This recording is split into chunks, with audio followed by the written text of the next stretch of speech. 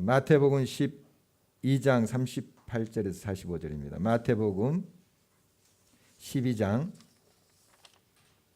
38절에서 45절 말씀 교독하도록 하겠습니다. 제가 먼저 봉독합니다.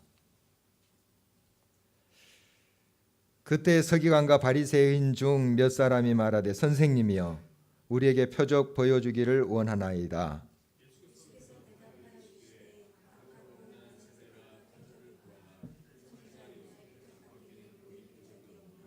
요나가 밤낮 사흘 동안 큰 물고기 뱃속에 있었던 것 같이 인자도 밤낮 사흘 동안 땅 속에 있으리라.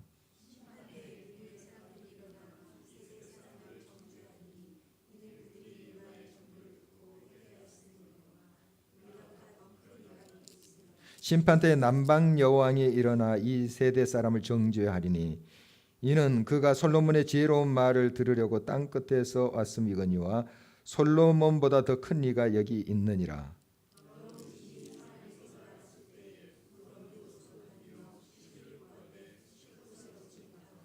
이에 이르되 내가 나온 내 집으로 돌아가리라 하고 와보니 그 집이 비고 청소되고 수리되었거늘 이에 가서 저보다 더 악한 귀신 7을 데리고 들어가서 거하니 그 사람의 나중 형편이 전보다 더욱 심하게 되느니라. 이 악한 세대가 또한 이렇게 되리라. 아멘. 이순혁 전도사님 나오셔서 사랑했지만 이라는 제목으로 말씀 증거하겠습니다. 제가 사역했던 날이 많지는 않지만 설교를 하다 보면 소위 홈런을 치는 날이 있습니다. 아시죠? 무슨 말인지 아시죠? 네, 홈런을 치는 날도 있고요. 또 반대로 죽을 쓰는 날도 있습니다. 하나님이 은혜 주셔서 전하는 사람이나 저나 그리고 듣는 성도님들이나 다 말씀에 은혜 받는다는 참 기분이 좋습니다. 모두가 다 기분이 너무 좋죠. 예배를 마치고 교육자실에 들어가면 뭐 어떤지 모르시죠, 여러분 잘. 예, 교육자실에 들어가면 이제 교육자분이 쭉 있지 않습니까? 다 설교를 듣고 예배를 같이 드렸는데 이렇게 뭐 예배를 이렇게 은혜 받은 날은 교육자실에 딱 들어가면은 불의 사자라느니 말씀의 종이라느니 참 사역자라느니 이러면서 막 농담 반 진담 반 약간 놀리면서 이렇게 얘기를 합니다. 좋았다는 말이겠죠, 그죠? 축효 세우고 난리가 납니다. 칭찬을 받으면 참 뭐라도 된양 참 기분이 좋습니다. 제가 진짜 불의 사자라도 된양 기분이 좋아집니다. 여러분도 그렇지 않습니까? 이제 이런 설교 이런 것뿐만 아니라 각자의 분야에서 뭔가 이제 성과를 내고 가치를 인정받는 그런 것은 참 기분이 좋은 일입니다. 그죠? 그런데 문제가 하나 있습니다. 문제가 있는 게 뭐냐 하면 소위 매번 그 홈런을 치느냐 하는 것입니다. 그렇지 않는 게 문제인 거죠. 말 그대로 이제 죽을 쓰는 날도 있습니다. 우리 삶에 있어서 우리 각자 삶의 자리에서 죽을 쓰는 날이 있습니다. 저는 이제 그런 날이면 나 같은 게 무슨 사역자라고 막 이러면서 막 자책을 하고 막 이러면서 풀이 팍 죽습니다. 기분이 매우 안 좋죠. 그리고 더 큰 문제가 또 있습니다. 더 큰 문제가 뭐냐면 저는 이제 죽을 썼는데 다른 사역자님들의 설교가 이제 은혜스러운 겁니다. 이게 이제 더 큰 문제입니다. 정말 유치한 마음인데도 괜히 비교가 이제 되는 거예요. 되는 겁니다. 정말 못나게도 그럴 때면 나보다 다른 사람이 높임을 받는 것 같아서 마음이 이제 쓰이는 그 나의 못난 모습을 발견하게 됩니다. 오늘 본문에 보면요, 그런 저와 같은 사람이 또 나오고 있습니다. 한번 말씀 볼 텐데요. 바로 예수님이 사시면서 사역하시던 당시 백성들의 지도자라고 칭함을 받았던 바리새인들입니다. 오늘 말씀은 예수님께서 예수님께 표적 보여주시기를 구하는 그 서기관과 바리새인들을 향해서 예수님께서 하신 말씀입니다. 예수님께서 자신들의 지위를 위협하고 있다는 생각에 사로잡혀 있던 그 바리새인들은 예수님을 미워하고 죽이려 하고 그렇게 결심했고 오늘도 역시 계속해서 오늘 본문에서 예수님을 시험합니다. 오늘 38절 말씀 한번 한 목소리로 읽어보겠습니다. 그때에 서기관과 바리새인 중 몇 사람이 말하되 선생님이여 우리에게 표적 보여주시기를 원하나이다.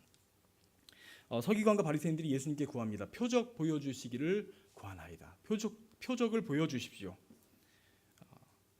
당신이 메시아인 그 표적을 우리에게 보여주십시오 하는 말이죠. 이 본문에서 서기관과 바리새인들이 왜 예수님께 오늘 표적을 구했을까요? 그저 단순한 궁금증에서 그 표적을 구하는 것은 분명 아니었습니다. 이 사람들은 예수가 진짜 메시아일지도 모른다는 그 궁금증 때문 그것이 아니라 예수님께서 메시아가 아닐 것이라는 선입관, 아니 메시아가 아니어야만 한다는 그 절박함을 가지고 오늘 이를 증명하기 위해서 예수님께 표적을 구했던 것입니다. 그들이 진정으로 마음을 열고 있었다면 예수님의 능력 있는 그 가르침이나 지금까지 일으키신 많은 이적을 보고서 예수님께서 메시아임을 분명하게 확인할 수 있었을 것입니다. 그러나 그들은 바로 앞서 예수님께서 귀신 들린 자를 고치셨음에도 불구하고 어떻게 말했죠? 예수님께서 귀신 들린 자를 고치셨습니다. 그런데 예수님을 뭐라고 했죠? 메시아십니다. 우리 구원자시군요 라고 했나요? 아닙니다. 바알세불의 왕이라고 했습니다. 마귀의 왕이라고, 귀신 들려갖고 귀신을 쫓아내는 것이라고 예수님을 이렇게 모함했습니다. 예수님께서는 또다시 이 표적을 구하는 변덕스러운 이 바리새인과 서기관들에게 예수님께서 표적을 딱 보여주시면서 자신이 메시아임을 증명하는 그 대신에 오늘 서기관과 바리새인들을 향해서 날선 목소리로 말씀을 해 나가십니다. 39절, 40절 말씀 한번 또 같이 읽어보겠습니다. 예수께서 대답하여 이르시되 악하고 음란한 세대가 표적을 구하나 선지자 요나의 표적밖에는 보일 표적이 없느니라. 요나가 밤낮 사흘 동안 큰 물고기 뱃속에 있었던 것 같이 인자도 밤낮 사흘 동안 땅속에 있으리라. 아멘. 예수님은 표적을 구하는 바리새인들, 서기관들에게 향해서 악하고 음란한 세대라고 지금 규정하십니다. 이 바리새인과 서기관들을 악하고 음란한 세대라. 성경에는요, 여러분 바리새인들을 굉장히 안 좋은 방향으로 이제 말하고 있지 않습니까? 나쁜 놈들 막 이렇게 말하고 있는데 성경이 그렇게 좀 안 좋게 말하는 것 같아서 우리들은 그들을 너무나도 쉽게 생각하는 경향이 있는 것 같습니다. 그냥 바리새인 그럼 나쁜 사람들, 뭐 예수님의 반대자들, 뭐 이렇게 되게 단순하게 생각하는 경향이 있는데 그들은 원래 진짜로 정말 그렇게 형편없이 악한 사람들이었을까요? 이 바리새인들은 원래 순수한 믿음을 가진 사람들이었습니다. 그리고 그 믿음을 어떻게 하면 구체적으로 실천할 것인지를 진지하게 고민했던 사람들입니다. 그리고 진실하게 행동으로 신실하게 옮겼던 사람들이 바로 바리새인들입니다. 사실 그들에 대한 그 평가는 지금 우리가 생각하는 것처럼 나쁜 사람들 이렇게 하는 것이 아니었습니다. 사실 그들은 실제 유대인들에게 굉장히 존경을 받던 사람들이었다고 합니다. 바리새인 그러면 정말로 우리 선생님, 이렇게 스승님들 이렇게 생각했다고 합니다. 그러나 지금 예수님께로부터 책망받고 있는 이 서기관과 바리새인들은 독사의 자식이라고 불릴 만큼 악해져 있었으며 눈에 보이는 표적으로 자신들의 그 공허한 마음을 달래야 할 정도로 하나님께 신실하지 못한 사람이 되어 있었습니다. 오늘 39절 말씀에서 서기관과 바리새인들을 향해서 예수님께서 악하고 음란한 세대라고 말씀하셨는데 여기서 음란한이라는 뜻은 무엇일까요? 여러분 다 아시는 대로 그런 의미입니다. 음란함으로 번역된 헬라 모이칼리스라고 하는데요. 이것은 이제 간음하다라는 의미를 지닌 동사 모이큐에서 유래된 형용사라고 합니다. 그러니까 혼외 정사를 하는, 간통하는 이라는 의미를 지닌 단어입니다. 그런데 이 단어가 하나님과 그의 백성 간의 관계에 있어서는 하나님께 신실하지 못한, 신앙을 버린 이란 의미로 사용되고 있습니다. 전에 누구보다 깊은 신앙을 가졌던 자들이 어떻게 이렇게 신앙을 잃어버리게 되었고 악하고 음란한 세대라는 소리까지 듣게 되었을까요? 처음에는 하나님을 사랑했지만 신앙의 열심을 쫓다가 중심을 잃어버렸습니다. 길을 잃어버렸고 결국 하나님 사랑을 잃어버리고 자기를 사랑하게 되어버렸습니다. 그들은 신앙의 열심을 쫓다가 길을 잃어버리고 중심을 잃어버렸습니다. 자기를 사랑하게 되었고 급기야 자기보다 더 인정받고 높임받는 이는 누구든지 비록 그가 하나님이라 하실지라도 제거되어야 할 대상으로 여기게 되었습니다. 그러니까 높아진 자아가 하나님마저 거부하게 된 것입니다.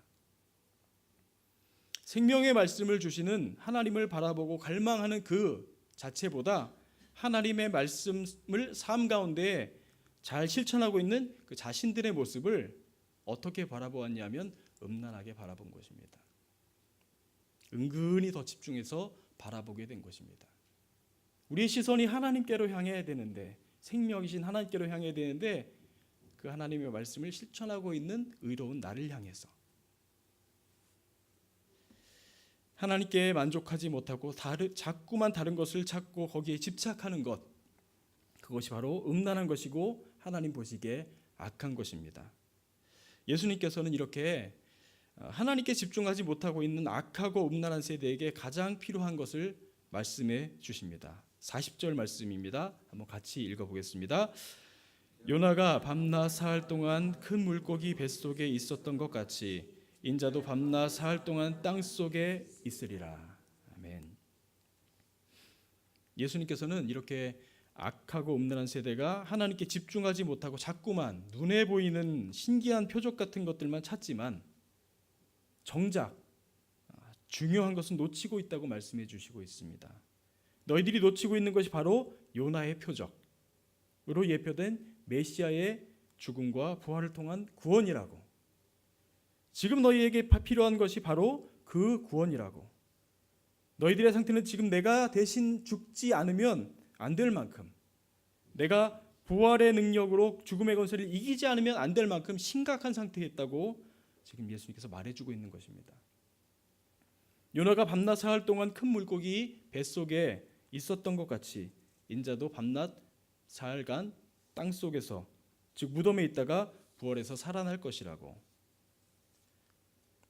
다른 허접스러운 그 무엇이 아니라 너희에게 가장 절실하게 필요한 구원, 바로 그것을 위해서, 내가 그것을 위해서 왔다고 예수님께서 말씀해 주시고 계십니다.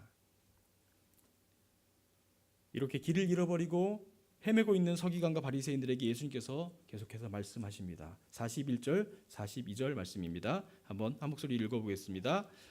심판 때에 니느웨 사람들이 일어나 이 세대 사람을 정죄하리니 이는 그 요나의 전도를 듣고 회개하였음이거니와 요나보다 더 큰 이가 여기 있으며 심판 때에 남방 여왕이 일어나 이 세대 사람을 정죄하리니 이는 그가 솔로몬의 지혜로운 말을 들으려고 땅 끝에서 왔음이거니와 솔로몬보다 더 큰 이가 여기 있느니라. 아멘. 이게 무슨 말일까요? 41절과 42절에서 계속 반복되는 단어가 있습니다. 무엇일까요? 더 큰 이가 여기 있으며 더 큰 이가 여기 있느니라. 지금 더 큰 이가 여기 있다. 여기 바로 너희 앞에 있지 않냐? 나 여기 있잖아. 여기 나를 봐 좀. 너희가 찾던 너희의 하나님, 너희의 구원자가 여기 있잖아. 정신 좀 차려봐라 얘들아. 너희들은 남의 잘못은 잘도 지적하면서 어떻게 하나님을 떠나 스스로 높아진 너희들의 잘못을 그렇게 모르고 있냐? 그렇게 요나가 어떻게 구했죠? 어떻게 니느웨의 말씀을 선포했습니까? 밤낮 사흘 길을 다 이렇게 뺑뺑 돌아야 할 그 성읍을 하루만 돌았습니다. 정말 요나는 그 아수르 땅 니느웨에 하나님의 말씀 전하기를 싫어했습니다. 왜 그렇습니까? 이 아수르 땅이 어떤 땅입니까? 북이스라엘 점령한 땅 아닙니까? 그리고 그냥 점령한 것이 정말로 잔혹했다고 합니다. 사람들의 머리를 다 잘라서 산을 만들고, 그리고 사람의 사지를 잘라서, 자르는데 어떻게 하냐면 하나 다 두 다리를 자르고 한 팔을 자릅니다. 그리고 한 팔을 남겨놓습니다. 정말로 괴롭게 죽어가는 사람들의 손을 잡고 놀리는 겁니다. 비웃고 조롱하고, 이제 그런 잔혹하게 그지없던 그런 아수르 사람, 그 원수잖아요, 그죠? 우리나라가 일제 강점기를 거쳤지만 거꾸로 생각하면 우리나라 사람들이 일본에 가서 하나님이 너를 사랑하신다, 회개해라, 그렇게 말하고 싶으시죠? 저는 간혹 안 그럴 때가 있습니다. 그런 상황인데, 그러니까 요나가 정성껏 전하지 않은 거죠. 그냥 대강 믿든지 말든지, 회개하든지 말든지, 난 전했어, 끝, 이렇게 한 거죠. 그런데 어떤 역사가 일어났죠? 그 니느웨 땅이 금식을 다 선포하고 베옷을 입고 죄를 뒤집어 쓰고 온 땅이 다 회개를 해버렸습니다. 그렇게 하기 싫어서 억지로 대충 하나님의 말씀을 전했던 요나의 그 전도를 듣고도 악한 이방 땅 아수르 제국의 수도 니느웨 사람들도 전심으로 회개를 했는데, 너희들은 왜 이 메시아의 말을 지금 직접 듣고도 돌이켜 회개할 줄을 알지 못하느냐? 마지막 심판의 때에 아수르 니느웨 사람들이 너희를 회개하지 않았다고 정죄할 것이다 라고 말씀하시는 겁니다. 그리고 또 너희가 지혜 있다고 지금 생각하고 있느냐? 너희가 지금 이스라엘의 선생이라고 자부하고 있느냐? 그런데 왜 참 지혜의 근원인 나 성자 하나님이 여기에 왔는데도 알아보지 못하고 있느냐? 솔로몬의 지혜로운 말을 들으려고 이방 그 땅 끝에서 왔던 남방 여왕이 마지막 심판 때에 스스로 지혜 있다고 여기는 너희들을 정죄할 것이다. 참 지혜의 근원인 성자 하나님을 알아보지 못했다고 이렇게 말씀하고 있습니다. 이렇게 서기관과 바리새인들을 책망하시면서 또 예수님께서 악한 세대가 어떤 모습과 같은지 하나의 비유를 들어서 또 말씀해 주십니다. 밑에 말씀 한번 읽어보겠습니다. 43절부터 45절 말씀 읽어보겠습니다. 더러운 귀신이 사람에게서 나갔을 때에 물 없는 곳으로 다니며 쉬기를 구하되 쉴 곳을 얻지 못하고 이에 이르되 내가 나온 내 집으로 돌아가리라 하고 와보니 그 집이 비고 청소되었고 수리되었거늘 이에 가서 저보다 더 악한 귀신 7을 데리고 들어가 거하니 그 사람의 나중 형편이 전보다 더욱 심하게 되느니라. 이 악한 세대가 또한 이렇게 되리라. 너희들이 이런 것 같다라고 지금 예수님께서 말씀해 주시는 건데요. 더러운 귀신이 어떤 사람에 들어갔다 나갔습니다. 그래서 이리저리 이제 돌아다니다가 갈 곳이 없어서 자기가 나왔던 그 사람에게로 자기 집에 다시 들어가겠다 그렇게 생각을 했습니다. 아무튼 다시 들어가 볼까? 가보니 그 사람의 상태가 어땠습니까? 수리되고 청소되고 깨끗한 상태가 되어 있었습니다. 더러운 마귀가 이 깨끗한 상태를 보고 좋아하겠습니까? 싫어하겠습니까? 우리가 생각하기에 싫어하겠다. 거룩해졌으니까 싫어하겠다 생각하지만 마귀가 그렇지 않았습니다. 어떻게 했습니까? 더 악한 귀신 7을 자기 친구들 데리고 들어가서 그 집을 그 사람을 완전히 점령해 버렸습니다. 왜 그렇습니까? 오늘 말씀에 그 단서가 있습니다. 44절 말씀에 그 단서가 있습니다. 한번 다시 읽어볼까요? 읽어보겠습니다. 이에 이르되 내가 나온 내 집으로 돌아가리라 하고 와보니 그 집이 비고 청소되고 수리되었거늘. 청소되고 수리된 것까지는 좋았는데 문제는 그 집이 비어 있었다는 겁니다. 하나님을 마음에 모시지 않고 다른 방법으로 내면 세계를 갈고 다듬으려는 노력들은 헛된 것입니다. 우리가 자기를 점검하고 때때로 뉘우치고 마음을 고쳐먹고 결단하더라도 하나님의 영으로 충만하지 않으면, 성령으로 충만하지 않으면, 하나님께서 우리의 주인 되시지 않으면 언제든지 더 나쁜 상태로 망가질 수밖에 없습니다. 철저하게 나를 내려놓고 예수님을 나의 주인으로 모셔드리지 않는 한 나중 형편이 전보다 더 심각하게 망가지게 되는 것입니다. 내 영혼의 주인 없이 영적인 진공 상태로 있는 것, 이것이 마귀가 제일 좋아하는 것입니다. 우리는 쉽게 착각합니다. 내가 뭐 정결해지고 갈고 닦으면 괜찮을 것 같지만 그거를 마귀가 제일 좋아합니다. 하나님 없이 내 열심으로. 이런 상태는 당시 유대인들의 상태를 반영해주고 있는 것입니다. 유대인들이 어땠습니까? 이제 하나님을 떠나서 범죄하다가 포로로 결국 잡혀갔죠. 그랬다가 어떻게 됐습니까? 다시 귀환합니다. 하나님의 은혜로 70년 만에 돌아와서 에스라와 느헤미야를 중심으로 우상숭배적인 요소를 다 척결하고 적극적인 종교 개혁을 단행하면서 좋은 성과를 거두었습니다. 그러나 시간이 흐를수록 종교 개혁의 그 열기는 식어지고 바리새인 등을 중심으로 형식적인 율법 준수에 몰두하게 되었습니다. 이처럼 악한 영들을 몰아내었으나 하나님을 향한 올바른 헌신이 없는 그들의 이런 심적 상태는 바로 악한 영이 깃들기 가장 좋은 장소가 된 것입니다. 하나님 없이 어떤 다른 상태를 추구하는 자세, 악하고 음란한 세대가 추구하는 것이 이런 것이라는 말씀입니다. 하나님을 우린 따르고 있다고 생각하는데 하나님을 결국 떠나고 있는 것이죠. 여러분, 하나님을 피해 달아나는 좋은 두 가지 방법을 아십니까? 예. 여기서 그런 거를 강의하면 안 되겠죠. 말하면 안 되겠죠. 근데 좀 말하려고 합니다. 하나님을 피해 달아나는 방법 두 가지가 있습니다. 어떤 방법일까요? 이 부분은 이제 팀 켈러의 방탕한 선지자라는 책 중에 나온 이야기 중에 하나인데, 여러분 요나 아시죠? 지금 이제 방금 요나 얘기했었는데 앞에 나왔던 그 요나의 표적에서 말하는 구속사적인 그 관점, 그거는 조금 다른 관점에서 요나를 좀 살펴보았으면 좋겠습니다. 하나님과의 관계에서 요나가 어떤 사람이었는가. 요나는 하나님 말씀에 순종했었나요? 순종하지 않고 하나님 피해서 달아났습니다. 한 발 물러서서 요나서 전체를 이렇게 좀 보면 인간이 하나님을 피해 달아날 수 있는 두 가지 전략이 있음을 알 수가 있습니다. 바울 사도는 이 두 가지 방법을 로마서 1장부터 3장에서 요약해주고 있는데, 먼저 바울은 공공연히 하나님을 거부하고 모든 불의, 추악, 탐욕, 악의가 가득한 자들에 대해서 말합니다. 이것이 이제 하나님을 떠나는 아주 쉬운 방법이죠.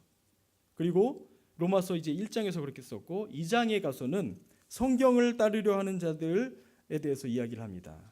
로마서 2장 17절부터 18절 말씀 제가 한번 읽어보겠습니다. 내가 율법을 의지하며 하나님을 자랑하며 율법의 교훈을 받아 하나님의 뜻을 알고 지극히 선한 것을 분간하며. 바울은 우상숭배하고 부도덕한 이방인들과 성경을 믿는 도덕적 유대인들을 모두 이제 바라본 후에 주목할 만한 요약으로 결론을 내립니다. 뭐라고 합니까? 로마서 3장 10절. 의인은 없나니 하나도 없으며. 의인은 없다, 한 사람도 없다. 그리고 모두가 곁길로 빠졌다. 라고 바울은 정의하고 있습니다. 한 집단은 하나님의 율법을 따르려고 성실하게 노력하고 다른 집단은 그것을 무시하지만 바울은 둘 다 뭐라고 말합니까? 곁길로 빠졌다라고 말합니다. 그들은 각기 다른 방식으로 하나님으로부터 달아나고 있습니다. 부도덕해지고 종교를 떠나는 방식으로 하나님으로부터 달아날 수 있다는 것은 여러분 모두가 그냥 너무 쉽게 잘 아는 사실입니다. 하지만 바울은 대단히 종교적이고 도덕적인 사람이 됨으로써 하나님을 피하는 것도 가능하다고 말하고 있습니다. 하나님을 피해 달아난 이 두 가지 방식에 대한 이 복음서의 사례로 누가복음 15장에 나오는 두 아들 비유를 들 수 있겠습니다. 탕자 비유라고 우리가 알고 있죠. 탕자가 어땠습니까? 유산을 챙겨서 집을 떠난 동생이 탕자라고 말하죠. 유산을 챙겨서 집을 떠난 동생은 아버지의 도덕적 가치관을 모두 거부하고 자신이 원하는 방식으로 사는 것으로써 아버지의 통제를 벗어나려고 했습니다. 반면 형은 어땠습니까? 집에 머물면서 아버지께 철저히 순종했습니다. 하지만 아버지가 남은 재산으로 큰 아들 자신의 동의할 수 없는 일을 하자 분노하게 됩니다. 자신이 동의할 수 없는 일이 뭡니까? 돌아온 자기 동생 탕자를 극진하게 먹이고 입히고 아들로 받아들인 것입니다. 이 지점에서 역시 아버지를 사랑하지 않았음이 극명하게 드러나는 것이죠. 큰아들이 아버지에게 순종한 것은 사랑해서가 아니었습니다. 순종한 것이 아버지에게 어떤 감정적인 부채감을 안겨주게 되어서 자신이 원하는 대로 하도록 통제하는 방법이라고 생각했을 뿐입니다. 두 아들 모두 아버지의 사랑을 신뢰하지 않았습니다. 둘 다 아버지의 통제를 벗어날 길을 열심히 찾고 있었을 뿐입니다. 한 아들은 아버지의 규칙에 다 순종함으로써, 다른 아들은 다 불순종함으로써 그렇게 했던 것이죠. 우리는 어떤 종교적 규칙을 지키고 덕스러움과 선함을 확보하면 소위 치러야 할 것을 다 치렀다라고 생각합니다. 그리고 그 이후에는 하나님이 우리에게 어떤 것도 요구할 수 없고 이젠 하나님이 갚으셔야 할 차례라고 보는 것이죠. 그분에게는 우리의 기도를 들으시고 복 주실 의무가 있다고 생각하는 것입니다. 이것은 감사하는 기쁨, 기꺼운 순복, 그리고 사랑으로 하나님께 나아가는 것이 아니라 하나님을 통제하여서 결과적으로 그분과 거리를 두는 방법일 뿐입니다. 하나님을 피하는 두 가지 방식 모두 우리에게 유익을 주시는 하나님의 열심을 신뢰할 수 없다는 거짓말이 바탕에 깔려 있습니다. 쉽게 말해서 못 믿는 겁니다, 하나님을. 그래서 우리는 우리에게 필요한 것을 내놓으시도록 하나님께 강력히 요구해야 한다고 생각하는 것입니다. 겉으로는 하나님께 순종하는 것처럼 보여도 하나님이 아니라 우리를 위해서 그렇게 하고 있는 것이죠. 하나님의 규칙을 따르려 할 때 우리가 생각하는 방식으로 하나님이 대하시지 않으면, 우리가 하나님의 규칙이 있지 않습니까? 하나님의 말씀, 율법 이런 게 있는데 우리가 그것을 따르려 합니다. 그럴 때 어떻게 하셔야 됩니까? 하나님은 우리가 생각하는 방식으로 응답하셔야 되죠. 그런데 우리가 생각하는 방식으로 하나님이 우리를 대하시지 않는 것 같으면 우리 어떻게 합니까? 도덕과 의로움의 거치장은 하룻밤새 무너지고 맙니다. 오랫동안 하나님과 거리를 두던 내면의 상태가 외적으로 노골적인 거부로 드러나게 됩니다. 결국 우리는 하나님께 격분하여 떠나게 됩니다. 하나님을 피해 달하는 이 두 가지 방식에 대한 구약 성경의 고전이 바로 요나서에 나와 있죠.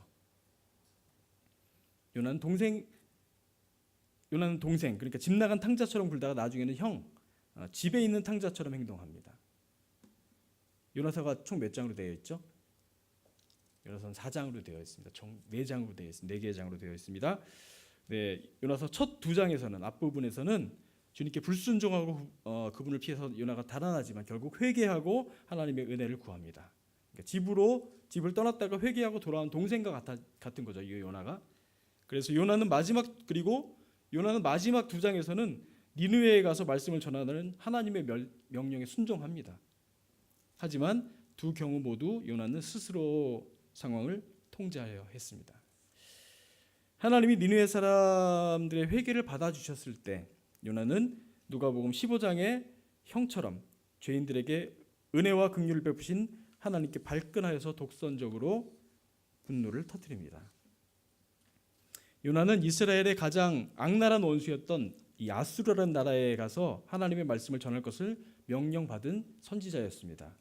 그러나 그 요나의 높아진 자아가 하나님마저 거부하게 되었습니다. 악하게 살던 선하게 살던 죄인이건 하나님의 선지자건 하나님이 안 계시면 다 헛것입니다. 아멘이십니까? 네. 여러분, 하나님은 사랑이시라 하셨습니다. 요한일서 4장 16절 말씀이시죠. 하나님이 우리를 사랑하시는 사랑을 우리가 알고 믿었노니 하나님은 사랑이시라. 사랑 안에 거하는 자는 하나님 안에 거하고 하나님도 그의 안에 거하시느니라. 하나님은 사랑이시라.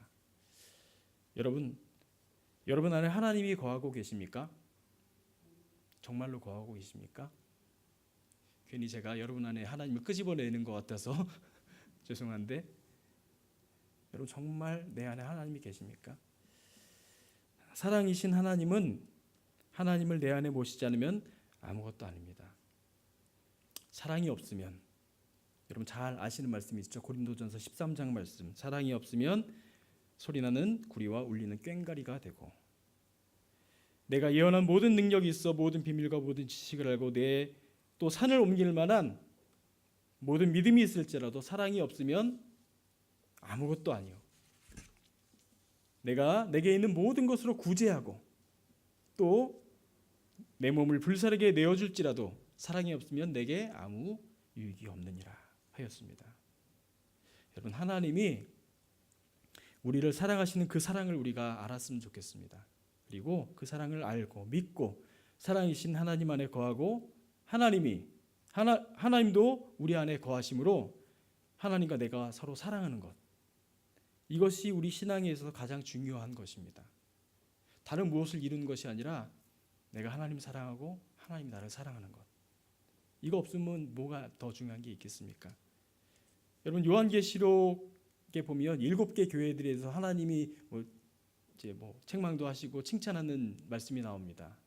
7개의 교회가 어떤 교회죠? 에베소 교회, 서머나 교회, 다 아시나요? 네, 다 모르셔도 괜찮습니다. 에서보드 사빌라 이렇게 외웠었는데요.